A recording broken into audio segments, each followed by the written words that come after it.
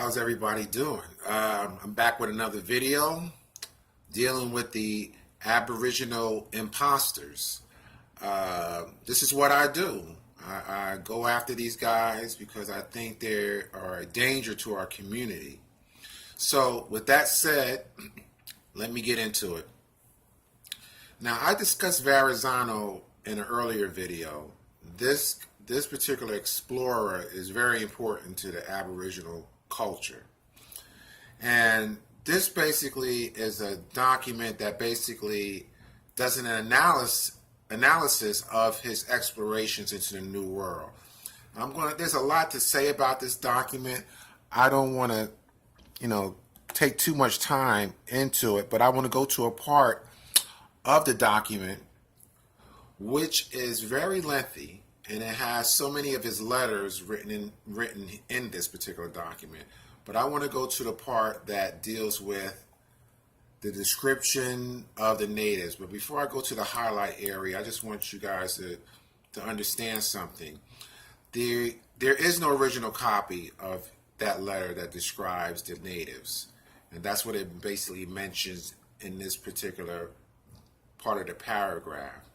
So these are translations of a copy of a copy. So in itself, that presents a problem in terms of accuracy. But nevertheless, let's move on.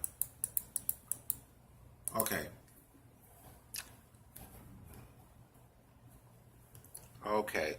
let's highlight this again. I lost the highlighted part of it. Let's highlight it again. Let's go down here. Okay, here we go. Some of the differences in the two versions have been noticed and have been referred to as unimportant, which in a sense is true. Those that are to be pointed out for the first time are likewise unimportant in themselves. They become of consequence only when studied in connection with the assumption that the version of Ramusio was drawn from Carley's. See, these are the two individuals. There were two interpretations or two translations of Verrazano's letters. Amongst the variations already noted for the following, Ramusio's version describing the natives in the latitude 34th north says that they were brownish and not much unlike Saracens, while Carley's version says they were black and not much different from the Ethiopians. So the latter description is the one that the Abos run with. But as I just pointed out, there is another version. Now, if you look up Saracen, that basically describes the people of the Arab world. Now, there could have been dark-skinned people in the Arab world, I'm not sure, but it's definitely not Ethiopia or Africa or the continent of Africa. So this is the version that most people are familiar with. They go completely naked, and I'm not going to read the majority of it, but here is the part that most Abos love to talk about. They are dark in color, not unlike the Ethiopians. Now, when a lot of Abos get confused, they'll say they were Ethiopians, but their skin color was like that of Ethiopians with thick black hair. Now, that brings me to this. I saw this YouTuber talk about the thick black hair issue. And he believes that thick black hair means that the people Verrazano saw had kinky or frizzled or curly hair.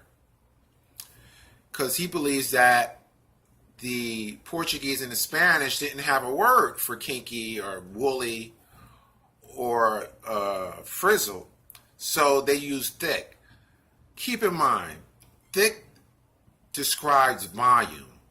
You could have straight hair, and it could be thick because it has a lot of volume.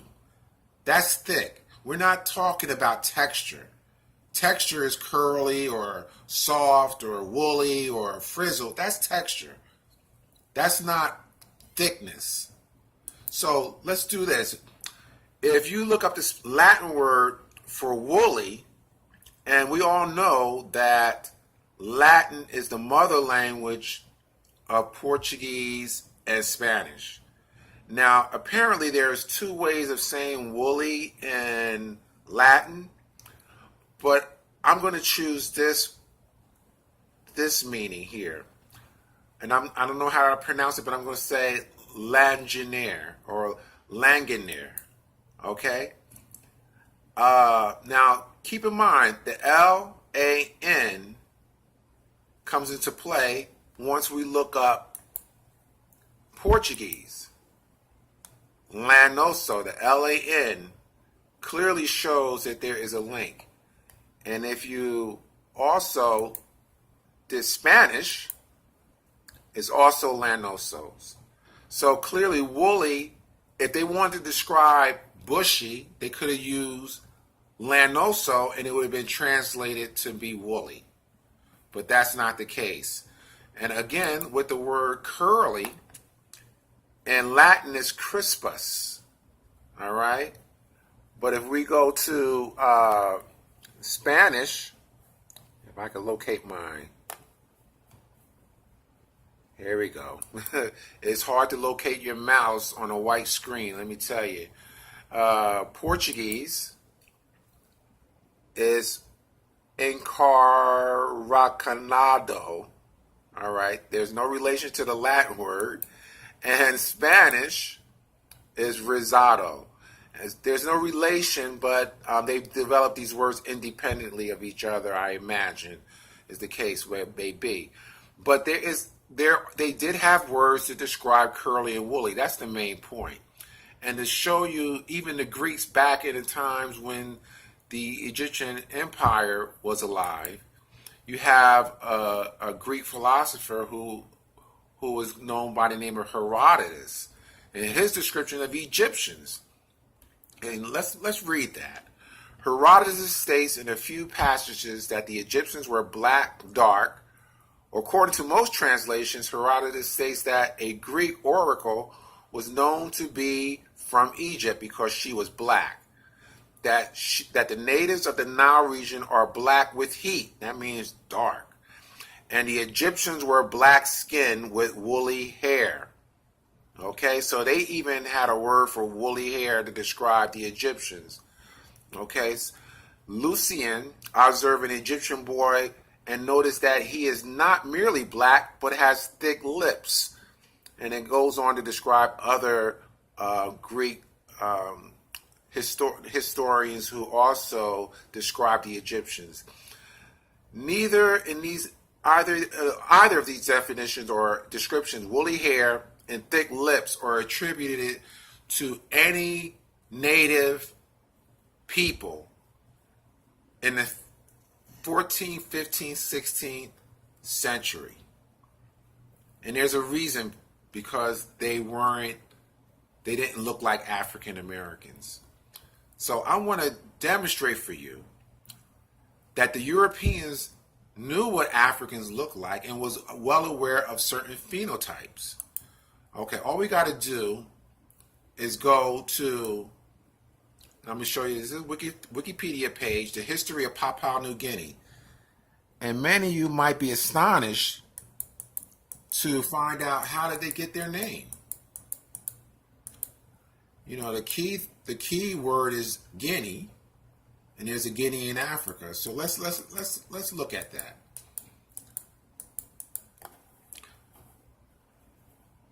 Okay. The first known Europeans to sight New Guinea were probably the Portuguese and Spanish navigators sailing in the South Pacific in the early part of the 16th century.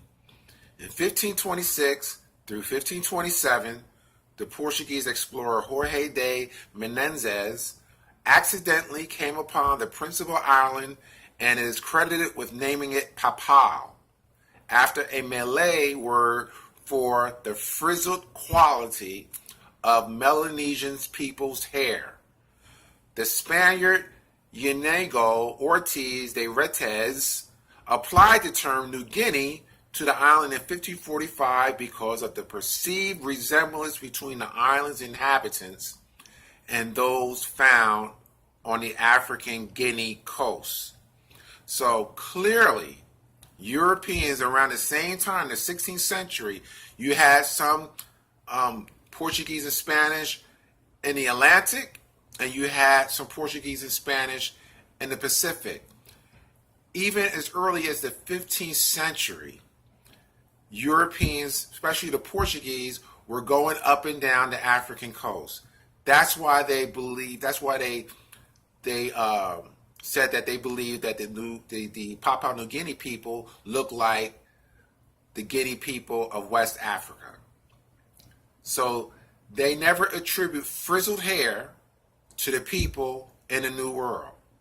So that clearly demonstrates that they weren't talking about the so-called African American. Okay, so we need to put that to rest. Okay, let's look at this particular image. Now, Terra Nova, for those of you, for many of you, that should be a familiar term. It's used a lot in the Aboriginal talking points and belief systems. They talk about Terra Nova, talk about the slave trade in Seville. We're going to get to that. But this particular image is taken from a map. It's called the North Atlantic Chart, and it was created in 1675 by Frederick DeWitt. Okay, and here's the map here. And this map basically covers everything from South America all the way up to including Canada and Newfoundland. Now, Terra Nova, let's go back to that image. Terra Nova truly represents Newfoundland. It doesn't represent South America, but it represents Newfoundland. Okay, so let's go back to here. Now, Terra Nova is very significant because it's mentioned in this book, Africans and Native Americans, okay, by Jack D. Forbes.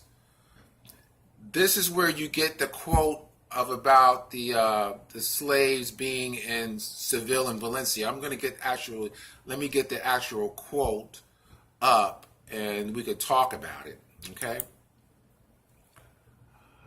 Okay, so here we go. I'm going to read most of it and just make some comparisons, okay?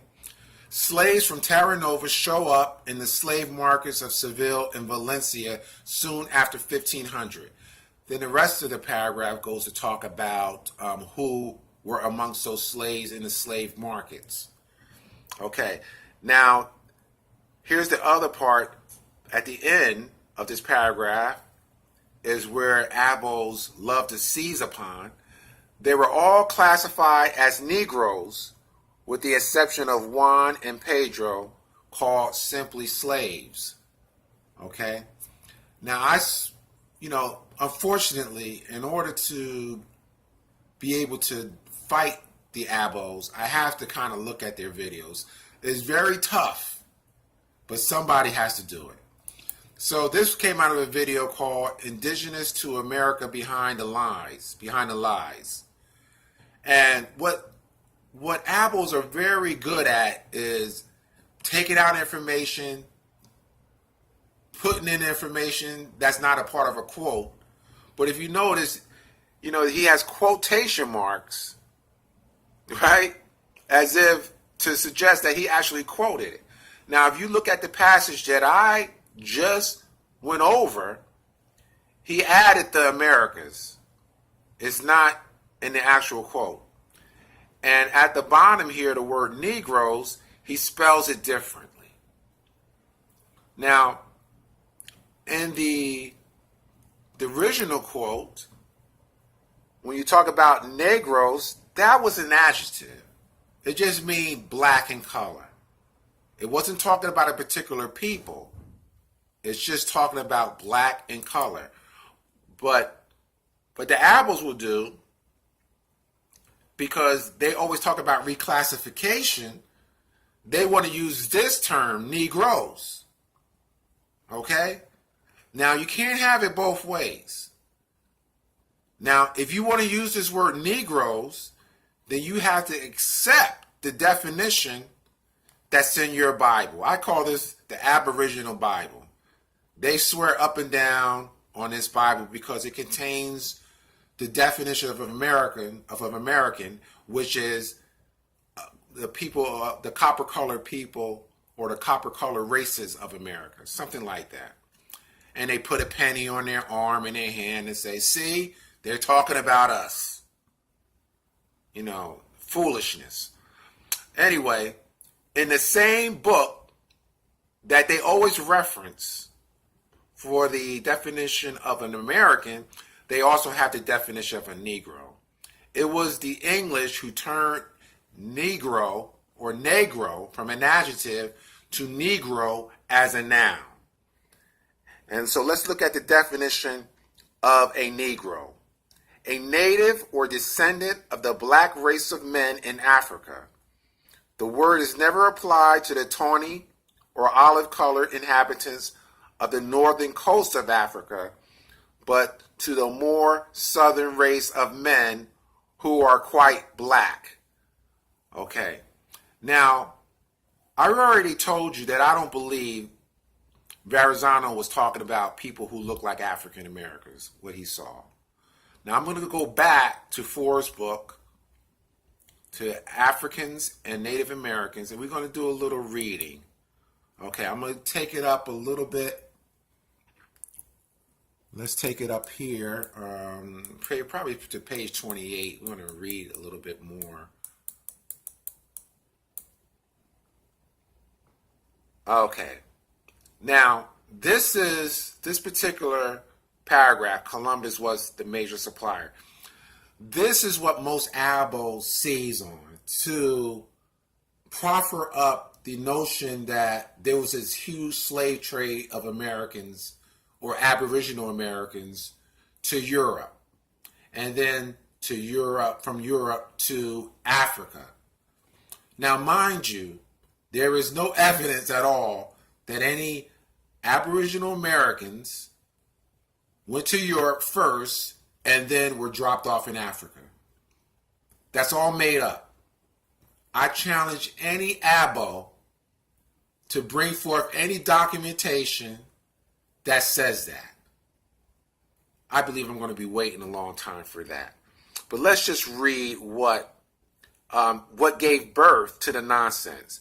Columbus was a major supplier of American slaves prior to 1500.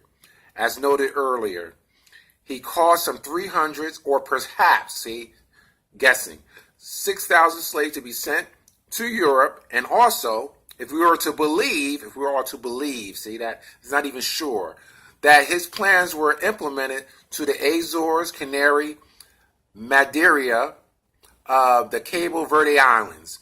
By the year 1500, however, a great escalation began the shipments of America across the Atlantic, since other Spaniards and the Portuguese became directly active. Now, you see that word, a great escalation.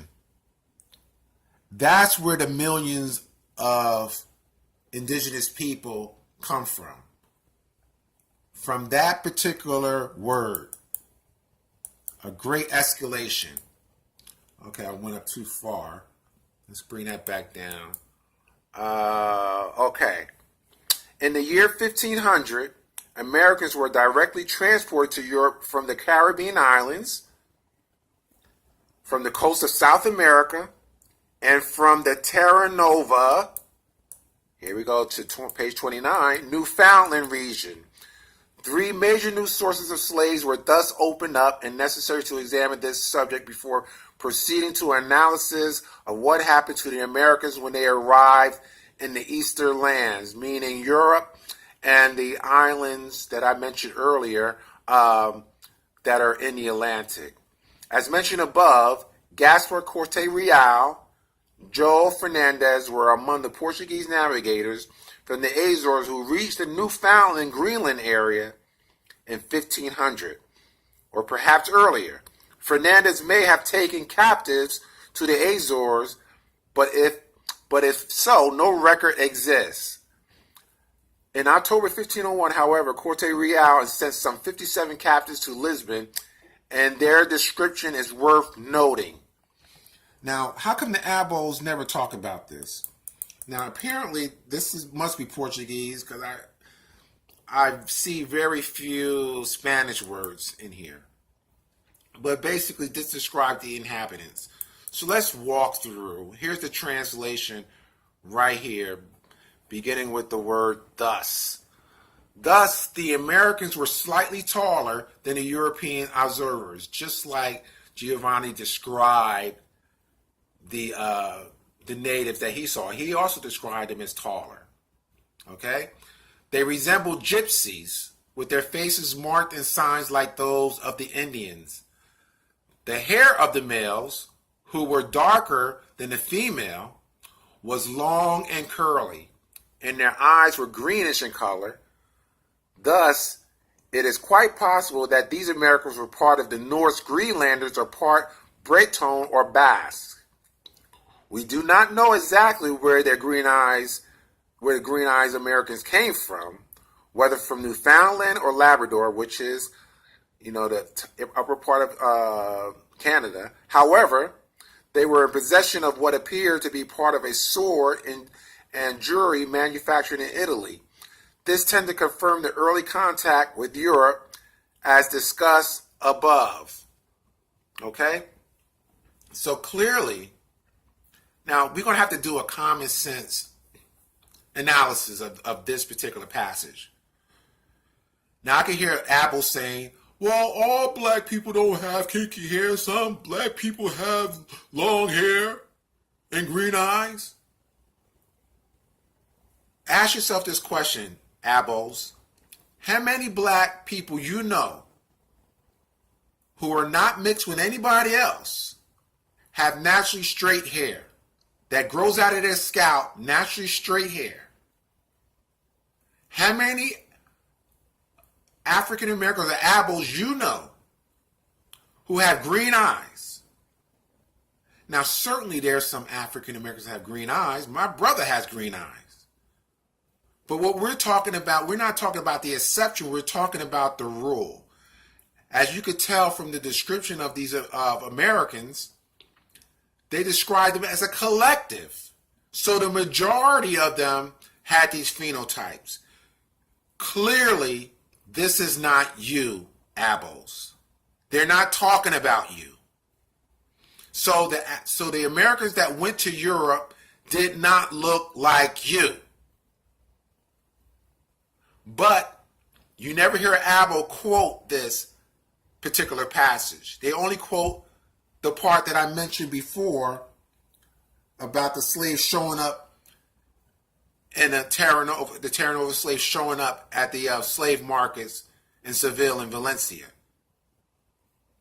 and that they were shipped to Europe. All right, so that should put an end to this whole notion of bringing up Terra Nova and Seville and Valencia. They're not talking about you. All right, now there's this brother who has a YouTube channel, UB News, and he got up there talking about this escalation of African or not African Aboriginals being sent to Europe. Like he described it, I don't know if he used the word millions, but he basically made it appear as there was a great number of Americans being sent to Europe. And he emphasized a timeline. He emphasized, I believe, the dates were 1593 to 1610. So what he was talking about, basically a 100-year period from which he could argue that the Americans intermix with the Africans, and that's why African Americans today share similar DNA with Africans in West and Central Africa. By the way, there is no evidence that those Americans were ever sent, or those Aborigines were ever sent to Africa. He's made it up, and so many Aboriginals have made it up. This is what is called the slave trade in reverse. They made that up in order to justify the connection that African Americans have with Africa. So it's a bogus argument. And what he doesn't know, apparently what he doesn't know, and what I'm going to try to find out right here, is demonstrate right here. Okay. This is a slavery timeline from 1400 to 1500. Now, he said that there were slaves that, he said, well, why would Africa need these aboriginals? He said, it's almost comical. He says that the Arabs needed them, as if there was a short supply of black people. So they requested some Americans to take the place of the Africans. This is how silly the argument is. Now, let's read this right quick. Let me see if I can zero in on it. Okay. I don't want to read the whole thing. I'm right here where it says before 1400. Let me see. Okay, here we go. Right here, this sentence right here. Let me see if I can outline. Here we go. Let me do it this way, so you guys can see it. I don't think I have to do that much. Okay. From about the 8th century onwards, an Arab-run slave trade also flourished, with much of the activity taking place in East Africa, Arabia, and the Indian Ocean. So they were already in Africa in the 8th century. They didn't need no aboriginals. That's ridiculous that he would say that, but he said it. You know, I don't want to pick on him because, like I said, but I have to do it because so many people believe it, and it makes sense to a lot of them. Here you can see in 1441, the start of the slave trade in Africa. The Portuguese explains, okay, so here is the start of the European slave trade in Africa, 1441. Way before 1593, when Columbus and those explorers after him were transporting Aboriginal Americans to Europe. The question you have to ask yourself, if they were already trading in Africa, what economic sense does it make? Go to this long financial burden to transport slaves or Aboriginal Americans to Europe and Africa if they've already been doing it in Africa since 1441. What would be the purpose? Here you go. In 1444,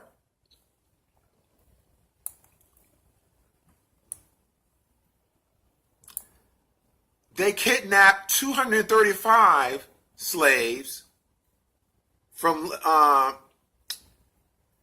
in Lagos as part of a group of African slaves brought to Europe.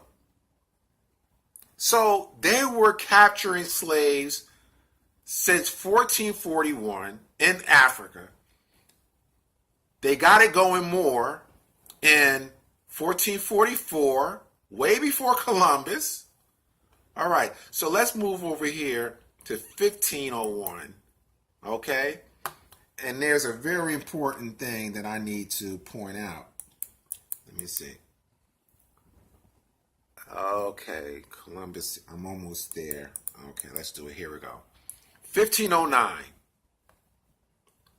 Columbus' son, Diego Colon, becomes governor of the new Spanish Empire in the Caribbean. He soon complains that the Native American slaves do not work enough. Basically, they were no good to him. So the next year, January 22nd, 1510, the start of the systematic transportation of African slaves to the New World, King Ferdinand of Spain authorized the shipment of 50 African slaves to be sent to Santo Domingo. So this starts the slave trade to the New World. August. I don't know if that's August. Let me see if that's where I want to go.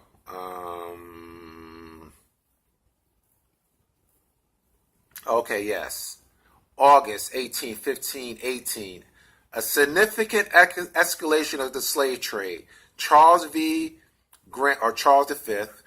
grants his Flemish courtier Lorenzo de Gorevdavad, I don't know how to say his name, permission to import 4,000 African slaves into New Spain. From this point onwards, thousands of slaves were sent to the New World each year. 1518, this was all done before Columbus. I mean, not before Columbus, but basically it was done 25 years or so, just a little over 25 years after Columbus started doing his thing. There is no need to import American Aboriginals for slavery if they already had their hooks in Africa already. This clearly demonstrates it. So it's interesting. New Spain. Let's look at what is New Spain. This is New Spain. All of this area, the Caribbean, that looks like Puerto Rico, and this is Cuba, and you have Florida and the Pacific coast here, not the Pacific coast, but what they call that, Rio Grande, I don't know what they call that. But anyway, you have New Orleans, Alabama, Texas, and all of this, and then you have Mexico and Central America. All of this belongs to Spain, all into the interior of what is now the United States. It is possible that there were some African people that were in this area because all this belonged to Spain. It is possible that not every African American in the United States was a slave. That is an argument that I hear all the time. Well, my family don't remember ever being a slave. That's possible. It truly is possible. Because the slavery what we're talking about is in the 13 colonies under the British. 9 times out of 10, you probably was a slave in these areas, but it's possible you may not have been. Here's a case in point. What I'm talking about. There's this gentleman, Anthony Johnson. Let's read a little bit about him. Okay, was a black Angolan who achieved freedom in the early 17th century colony of Virginia. After serving his term of indentured, he became a property owner that owned slaves and was one of the first people in Virginia to have his rights to own slaves legally recognized. Held as an indentured servant in 1621, he earned his freedom after several years and was granted land by the colonies. He later became a successful tobacco farmer in Maryland. He attained great wealth after having been an indentured servant and has been referred to as a black patriarch of the first community of Negro property owners in America. There were probably a lot of people like this who was doing okay, was free. And if you were free, if your ancestors were free in the 18th and 19th century, it is quite likely that they don't have any memory of slavery. That's quite possible. So, but that is not a justification or a reason to say that you're Aboriginal because you don't have your family doesn't remember being a slave. Not every black person was a slave, but it doesn't mean that they were Aboriginal to America. It's a ridiculous statement to make. So basically, I'm trying to remember if there's anything else I want to tackle. Let me see what this is. Okay. But basically, like I said, this is a short video to just try to deal with some of the nonsensical arguments that the Abels are making.